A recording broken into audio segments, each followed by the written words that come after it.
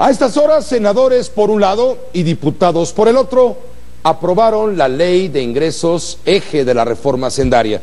Primero vamos al Senado.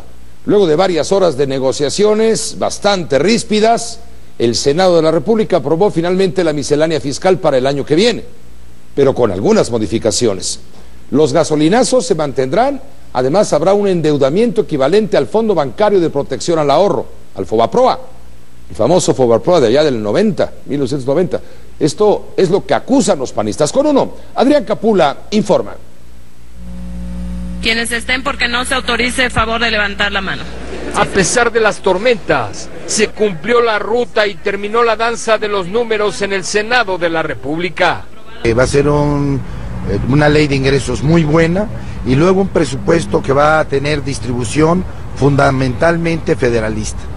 Pocas horas antes de que se cumpliera el plazo legal, el Pleno del Senado de la República aprobó la ley de ingresos para el 2014. En la divergencia hubo lealtad, en la discrepancia hubo compromiso, en los momentos complicados hubo diálogo.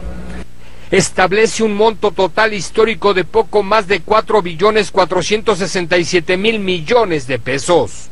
Pero no se acabó el golpeteo opositor. Es un paquete para el desastre. Regresan a fórmulas del pasado que han provocado mucha pobreza. Se aprobó un recorte de 3.024 millones de pesos a los 4.470.000 que aprobó la Cámara de Diputados.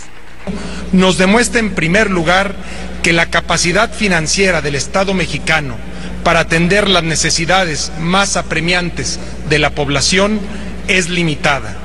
El escenario macroeconómico previsto para 2014 considera un crecimiento económico de 3.9% y una inflación de 3%. Un escenario donde los panistas y algunos perredistas lucharon hasta el último aliento. A los únicos que se atendió y se despacharon con la cuchara grande fue a los gobernadores voraces y a los políticos ambiciosos. El precio del barril de petróleo de $85, el tipo de cambio de 12.9 pesos por dólar y un déficit público de 1.5% del Producto Interno Bruto, es decir, un endeudamiento de 780.000 millones de pesos. Que solo en 14 meses se van a gastar lo equivalente a lo que fue todo el FOBAPROA junto, 780.000 millones en 12 meses, eso es increíble. Además del endeudamiento, el próximo año continuarán los llamados gasolinazos, 9 centavos cada mes. Con efectos inflacionarios que perjudican a toda la población, principalmente por el incremento de los precios.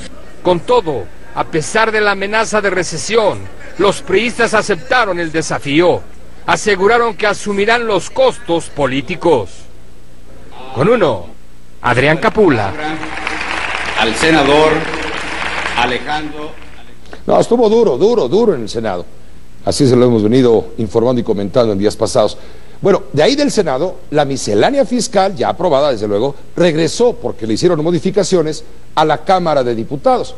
Ahí los ánimos volvieron a calentarse. PRI y PRD cerraron filas, todos unidos contra el PAN. Con uno, Rosa Elena Soto informa. Los que han decidido no acompañar esta reforma lo hacen con sus razones. Como gasolina, el paso de la miscelánea fiscal por la Cámara de Diputados incendió los ánimos en el recinto legislativo de San Lázaro. Los panistas reafirmaron su postura de rechazo al documento que fue modificado por la colegisladora y lanzaron la advertencia a perredistas y priistas, que los ciudadanos tienen memoria y en su momento cobrarán esta afrenta. Podemos ir con la frente en alto. Nosotros no vendimos a nuestros electores por 30 monedas como lo hizo el PRD. No vendimos a nuestros electores por un fondo capitalino. Me siento orgulloso de ser panista, porque pese a quien le pese, votamos contra el asalto a los ciudadanos. El PRD y el PRI reviraron el ataque, acusaron a los del blanquiazul de representar los intereses empresariales. No dicen con claridad qué es lo que están defendiendo.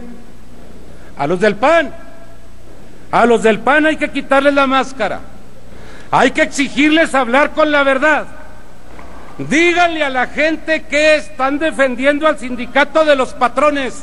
No nos engañemos, no mintamos al país, no digamos mentiras al pueblo de México, digamos la verdad.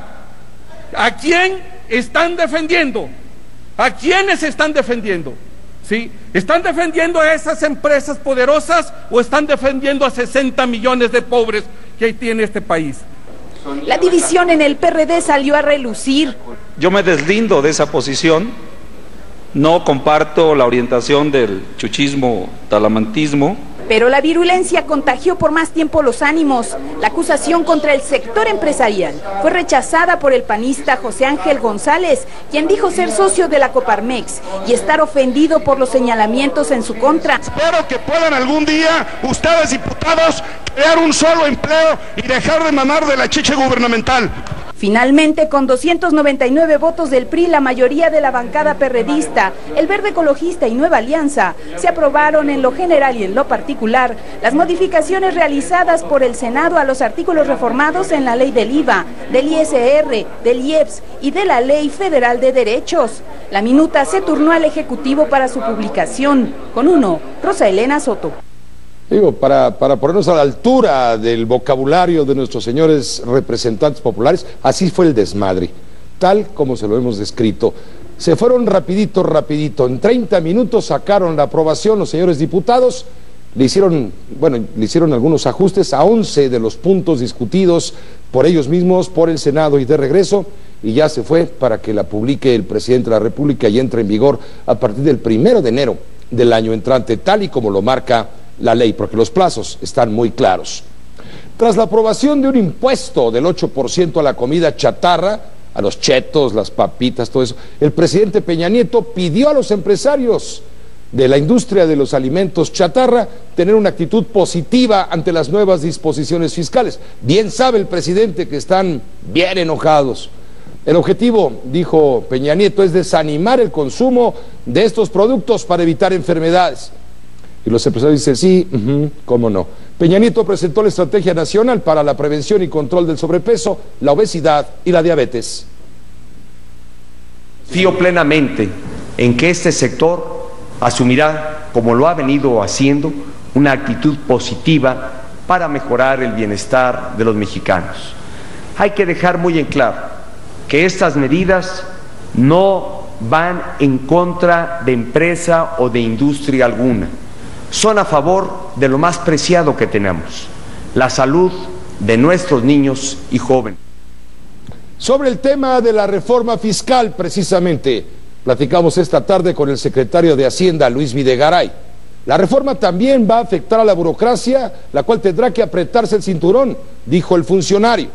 Confirma que aunque el déficit público no estaba contemplado en un principio, el endeudamiento por 780,000 millones de pesos es, dijo textual, absolutamente necesario para sacar a la economía de la actual recesión. Es cierto, a principios del año se preveía un escenario económico diferente y en ese entonces hacía sentido hablar de un presupuesto equilibrado sin déficit público.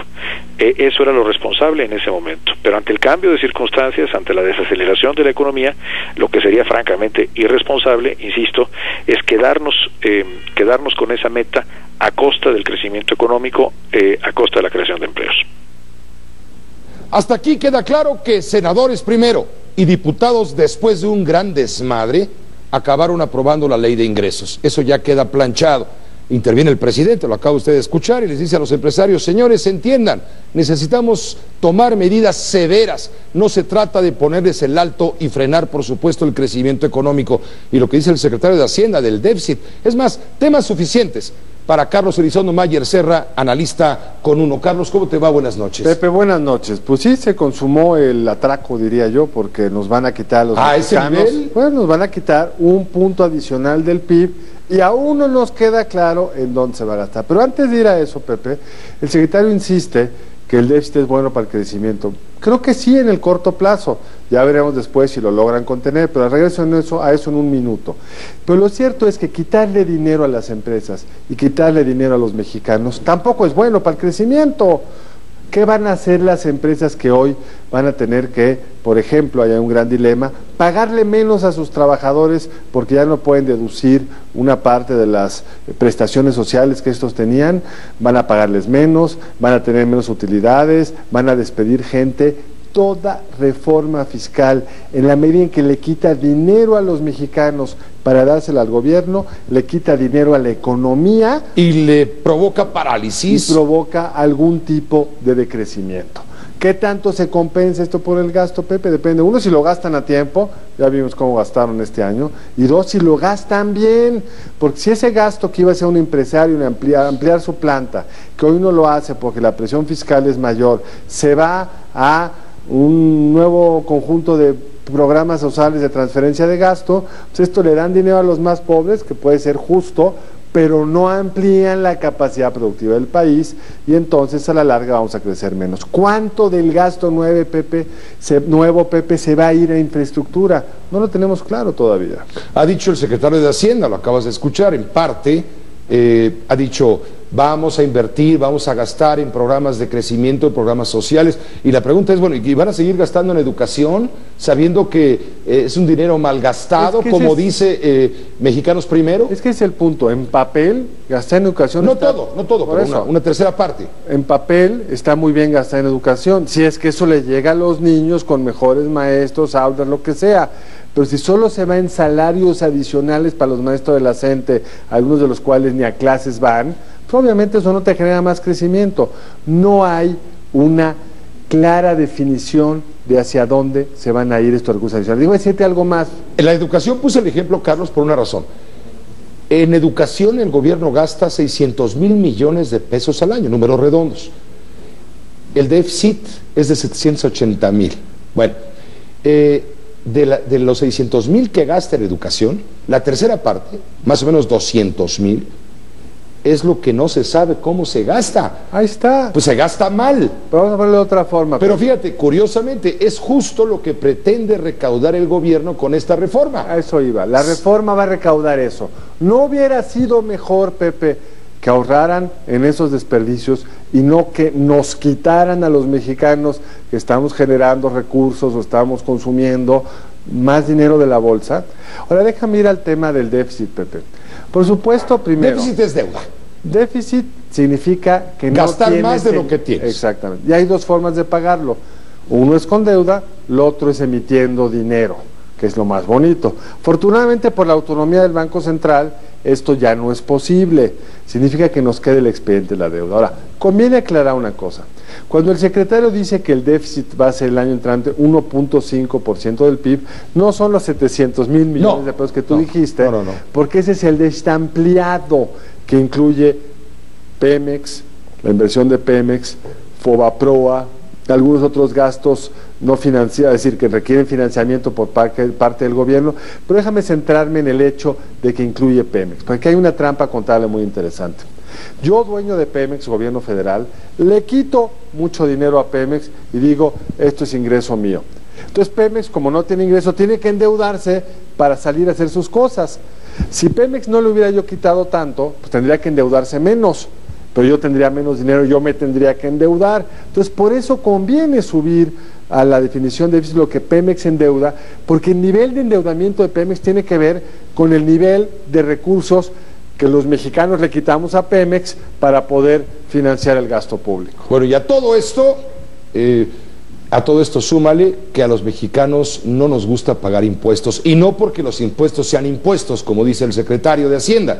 No los paga porque no tiene confianza, porque no cree en el gobierno, porque duda de su capacidad de gasto. Absolutamente. Yo sumaría otra cosa. Y la gente ve la manera de pagar lo menos posible. Y estamos diseñando, o diseñaron, yo no lo diseñé, impuestos muy raros, por decirlo menos. Este impuesto a la comida chatarra del 8% ahora, definido comida chatarra como una cantidad de calorías por cada 100 gramos, va a generar todo tipo de manipulaciones. Le quito un poquito de caloría y le meto algún tipo de algo que sea menos calórico para que entonces me quede debajo. Va a fomentar la economía informal, porque a Sabritas sí se lo vas a cobrar, pero a los chetos... Eso ya se llama trutru fiscal. Entonces, y es más, lo paradójico de este impuesto, Pepe, es, si fuera eficaz en cambiar los hábitos de los mexicanos, recaudaría cero, pero no va a ser eficaz en cambiar los hábitos de los mexicanos, y algunos pagarán este impuesto u otros irán a la economía informal. Pésimamente mal diseñado este impuesto. Ya hay otros problemas. Carlos Elizondo Mayer Serra, lo que no hay es tiempo, lo que sobran son problemas, justo como bien dices. Muchas gracias. Gracias a ti, Pepe. Gracias. Con uno, Carlos Elizondo Mayer Serra, analista, en este caso económico.